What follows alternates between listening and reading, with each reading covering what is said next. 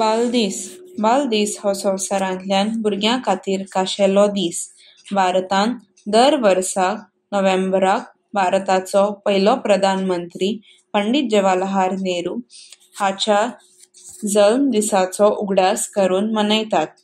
भुरगेपणाची परब मनोवपाची म्हणल्यार भुरग्याच्या हक्कांक चालना दिवपाचो आनी ताच्या येसस्वीपणाक वळखपाचो हो दीस.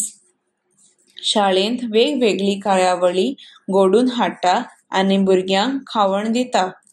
शिक्षकां भुरग्यां खातीर गितां गावन आनी नाचून भुरग्यांक परबीं दिता. आमी भुरग्यांचो दीस मनयतना आमच्या भुरग्यां खातीर एक बरो संवसार तयार करपाचें उतर दिवया.